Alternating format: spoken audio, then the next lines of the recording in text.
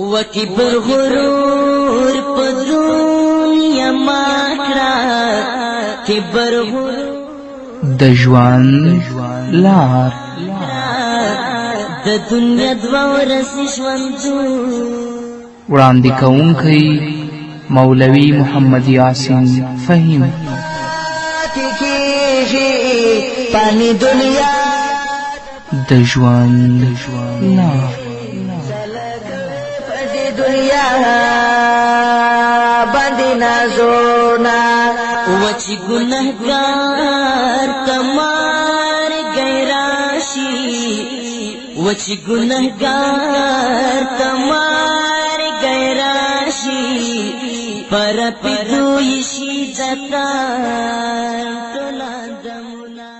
بسم الله الرحمن الرحيم. الحمد لله رب العالمين حمد الشاكرين، الصلاة والسلام على سيد الأنبياء والمرسلين سيدنا ونبينا وشفيعنا ومولانا محمد وعلى آله وأصحابه الطيبين الطاهرين. قدرمنو اوریدونکو د ژوند د لارې د خپرونې مینوالو په سلامونو او نیکو هیلو مو هرکلی کوم. ستاسو روغتیا او خوشحالي د پاک رب نه غواړم. دا دی زه محمد یاسین فهیم د ژوند د لارې د خپرونې په وړاندې کولو کې ستاسې په خدمت کې یم، په دې هیله چې دا خپرونه ستاسو د پام وړ وځي.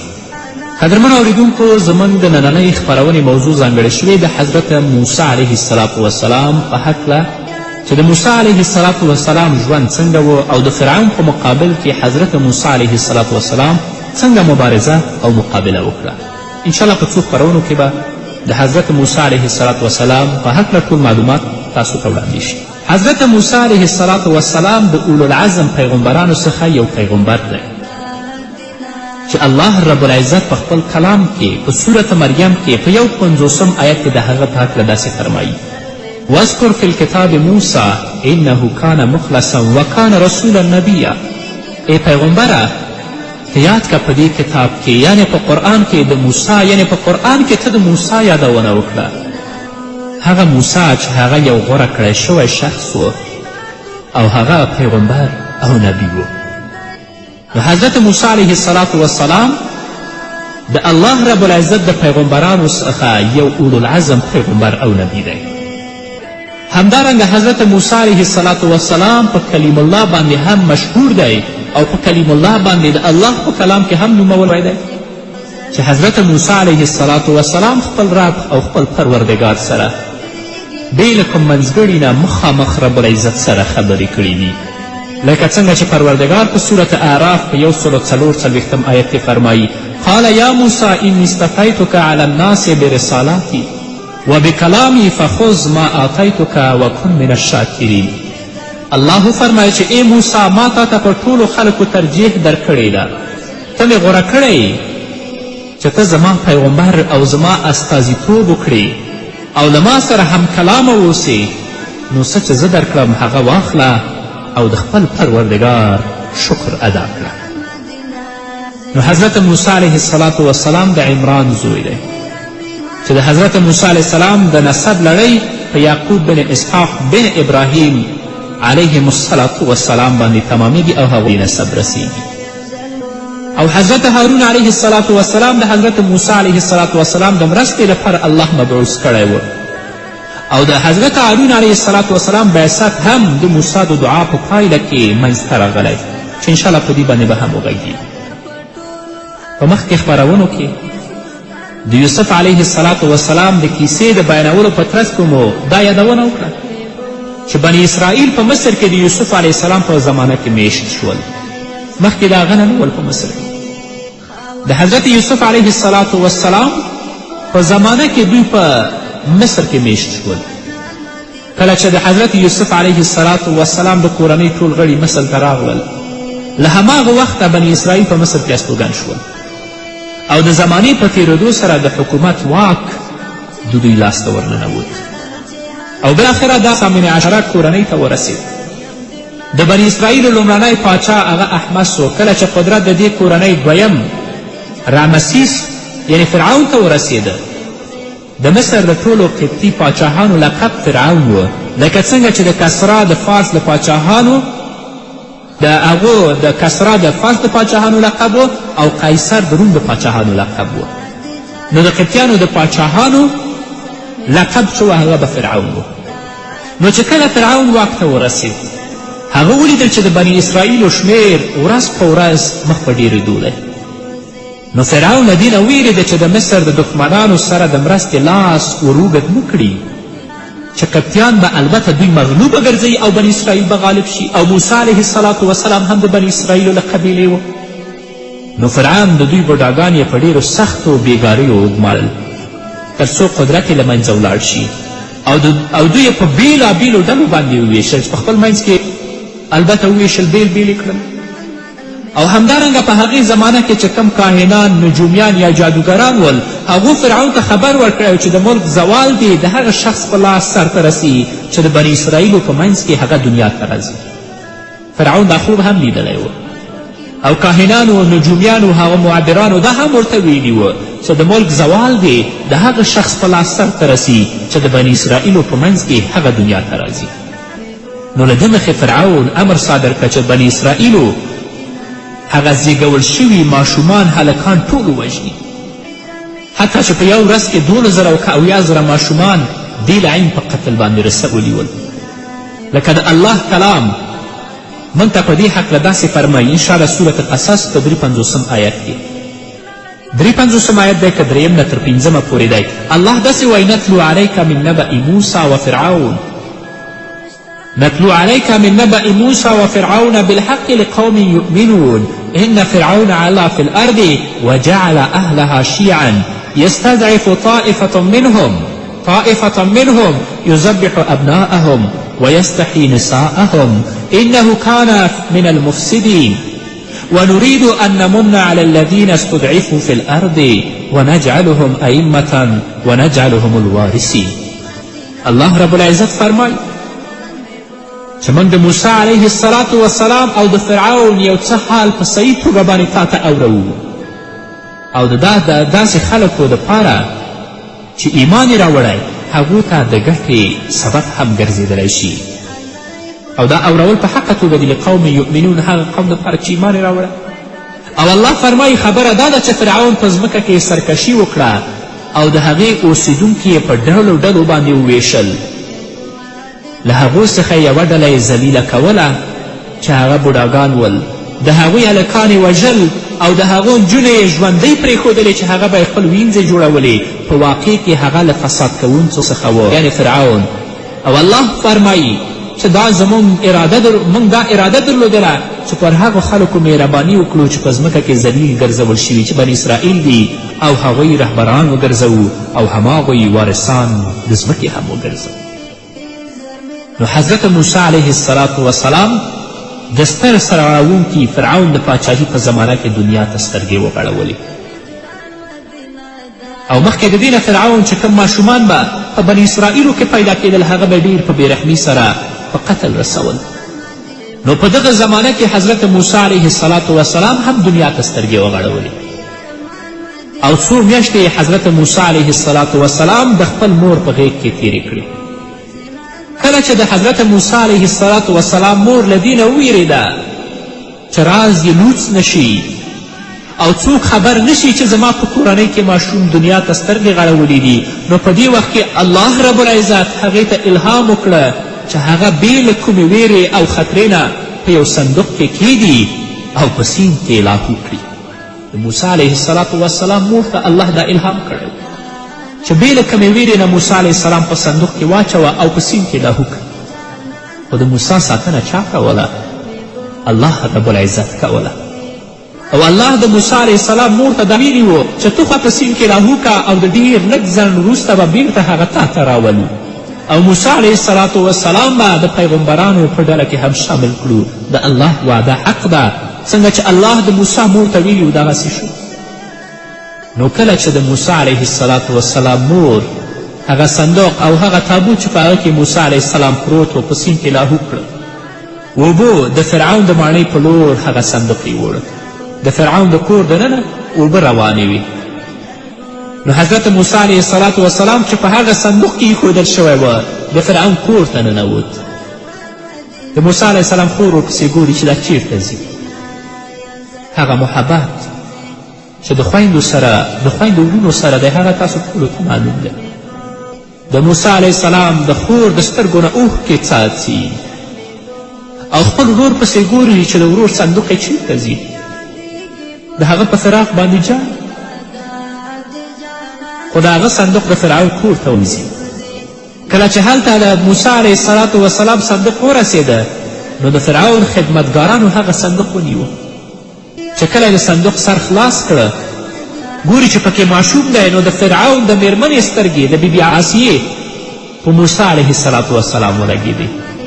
الله رب العزت د موسی علیه السلام مینه د هغې په زړه کې واچوله. تاسې د رب ساتنې ته ګورئ اوس. د فرعون میرمن په دې باندې پوهېدله چې فرعون به دا ماشوم هم د بني اسرائیلو د نورو ماشومانو په څېر ووژني. له دې کبله د شفاعت لپاره وړاندې شوه فرعون ته، او فرعون ته ویلې دغه ماشوم مه وژنه، دا ماشوم ته مه وژنه، زه د دې هیله یم چې په راتلونکي کې به هغه زموږ لپاره د ځان سره خیر او برکت ولري. دا د فرعون د ښځې شفاعت و فرعون ته د موسی علیه السلام په هکله باندې. او دا خبره چې د فرعون میرمنې ولې د موسی علیه السلام د ژوندي پاتې کېدو شفاعت فرعون ته وړاندې کړ، د دې نه دوه اټکله کېږي. یو خو دا کیدای شي چې د فرعون میرمن بې اولاده وه، لکه دا خبره مشهوره هم ده چې د فرعون میرمن بې اولاده وه. نو د فرعون میرمن چې کله موسی علیه السلام ولیدل فرعون ته ویلې وقال امرأة فرعون قرة عین لی ولک لا تقتلوه عسى ان ينفعنا او نتخذه ولدا.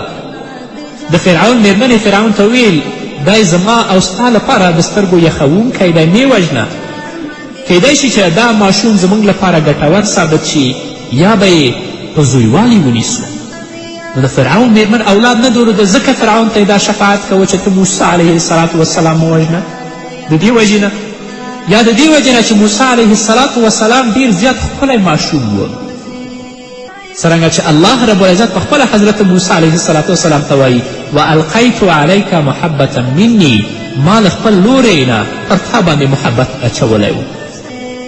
الله رب العزت موسی ته وایي چې تا ته مو داسې جزا به ښکلا درکړې وه چې لیدونکي به بې اختیاره پر تا باندې مین شول او په تا باندې به مینه راتله. نو له دې وجې نه د فرعون میرمن د موسی علیه السلام په وژلو یې زړه نه کېده او ویل چې هغه مه وژنئ، بلکې پالنه او روزنه به یې وکړو. فرعون ته یې ځکه شفاعت کړی و. قدرمنو اورېدونکو، د خپرونې دې وخت کې راځو لنډې دمې ته. دمې نه وروسته زموږ خپرونه دوام لري. په دې هیله تاسو هم زموږ مل وکبر غرور په دنیا ماکړه، کبر غرور په دنیا ماکړه، د دنیا دوه ورځې ژوندون د تیر بشینا تانې دنیا ته پاتې کېږي. قدرمنو اورېدونکو، بیا هم تاسو ته ښه راغلاست وایم په دې هیله چې تر دې دمه زموږ ملتیا کړې وي. لنډه دا چې موسی علیه السلام له وژلو نه بچ، فرعون د خپلې میرمنې شفاعت د موسی علیه السلام په هکله باندې ومنه. خو کله چې د موسی علیه السلام مور موسی علیه السلام په اوبو کې لاهو کوي، سم د لاسه د هغه خور ته امر کوي چې صندوق له لرې نه څاره، چې هغه صندوق چې په هغه کې ستا ماشوم ورور پروت دی هغه کوم طرف ته درومي. نو کله چې د موسی علیه السلام خور ولیدل چې صندوق د فرعون د ماڼۍ په لور لاړ، نو له دې جریان نه یې خپلې مور ته خبر ورکړل. مور ته یې ویلې چې صندوق و چې په هغه کې زما ورورک موسی علیه السلام پکې پروت و، هغه د فرعون کور ته ننوت. د دې خبرې په اورېدو سره نږدې وه چې د موسی علیه السلام مور لیونی شي، خو الهي عنایت د موسی علیه السلام د مور زړه ته ډاډینه ورکړه چې زوی یې بیرته هغې ته ګرځوي. هغې هم جړل او د هغې خور هم جړل. کومه مینه چې د مور د خپل ماشوم سره او کومه مینه چې د خور د خپل ورور سره ده، په دې باندې موږ او تاسې ټول پوهیږو. د موسی علیه السلام مور د خپل هغه ماشوم بچي په فراق کې هم ژوند نه کوه، او د هغې خور هم چې د خپل ماشوم ورور ولید چې د فرعون ماڼۍ ته ننوته، نو په دې باندې پوهېدل چې موسی به وژني. غمګین وه، ژړل یې، د سترګو نه اوښکې تویېدلې. خو رب العزت په خپل الهي عنایت سره د موسی مور ته او د موسی علیه السلام خور ته داسې ډاډینه ورکوي چې بیرته موسی علیه السلام هغوی ته ګرځوي. موسی علیه السلام د فرعون په کور کې په مخکې زمانو کې به د معتبرو کورنیو ماشومان چې ول د هغو دپاره به یې البته دایګانې نیولې، نورې ښځې به یې نیولې ورته چې هغوی ورته شودې ورکړي. هغو به د دې ماشوم پالنه کوله او په مقابل کې به یې هغو ته اجرت او پیسې ورکولې. نو د دې عادت او رسم پر بنسټ د فرعون میرمنې هم د موسی علیه السلام پالنه غوښتله چې دایګانو ته یې وکړي او هغې ته یوه ښځه پیدا کړي چې موسی علیه السلام ته شیدې ورکړي. موسی علیه السلام ماشوم دی. اوس دلته د رب العزت حکمت ظاهریږي. مخکې د دې نه رب العزت د موسی علیه السلام مور ته الهام کړی و چې ستا ماشوم به بیرته ستا غېږې ته راګرځوو. نو هره ښځه چې راځي موسی علیه السلام د خپل غېږ کې اوچتوي او هغه ته سینه یا تی ورکوي، موسی علیه السلام یې په خولې کې نه اخلي، بلکل نه روي، د بل چا تی او سینه بلکل په خولې کې نه اخلي. د فرعون میرمن په دې باندې په اندېښنه کې شوه چې دا ماشوم له منځه لاړ نه شي. نو امر یې وکړه چې تاسې ډېر زر داسې یوه ښځه پیدا کړئ چې د موسی علیه السلام خوښه شي، یعنې د دې ماشوم خوښه شي او د هغه سینه ورونو. د حضرت موسی علیه السلام خور دا ټول جریان څارلو، دا ټول جریان یې د لرې نه څارلو. د موسی علیه السلام خور د فرعون میرمن ته راغله او د فرعون میرمن ته ویلې زه تا ته د یوې ډېرې سپېڅلې ښځې پته درکوم، یعنې د یوې ډېرې سپېڅلې ښځې معلومات تا ته درکوم، کیدای شي چې د هغه هلک په خواخوږي سره هغه هم پوه شي او دا ماشوم ډېر په خواخوږي سره وپالي، خو دا پالنه به د مزد او د اجرت په پای کې کوي، په بدله کې هم پیسې هم درنه اخلي. فرعون میرمن وړاندیز ومنلو، نه پوهېږي چې دا د موسی علیه السلام مور ده او دا د موسی علیه السلام خور ده. د موسی علیه السلام خور یې واستوله د هغې ښځې پسې چې کومه ښځې دې ته معلومات ورکړی و. نو لور خپلې مور ته خبر ورکړه چې موسی علیه السلام خو د بل چا سینه لري او ما د فرعون میرمن ته ویلي چې تا دپاره به ډېره یو سپېڅلې ښځه پیدا کړم، کیدای شي چې موسی علیه السلام د هغه سینه ومروي او د ستا د ماشوم ډېره ښه پالنه وکړي. او د فرعون میرمن په دې هکله ما سره موافقه هم کړې ده. نو د موسی علیه السلام خور او د موسی علیه السلام مور دواړه د موسی علیه السلام د لیدلو لپاره فرعون ماڼۍ ته ورغلې. نو چې کله د دې ماشوم سترګې په مجرده باندې په خپل مور باندې ولګېدلې، نو خپل مور یې وپېژندله او د خپل مور سره کرا شو. یو ماشوم چې په یو کورنۍ کې چې ډېر ماشوم یې د 4 میاشتو د 5 میاشتو تر 8 میاشتو پورې واخلي، که په هغې کور کې ډېرې زیاتې ښځې ناستې په هغه کوټه کې خوا موړ کړي، په دې هڅه کې لاس او پښې اچي چې خپل مور ته ځان ورسوي، او چې کله د خپل په مور غېږ کې ځای ونیسي نو هلته هغه قرار شي او د سترګو اوښکې او ژړا یې ودري. دا به تاسو لیدي. نو موسی علیه السلام چې د ډېر وخت نه وږی و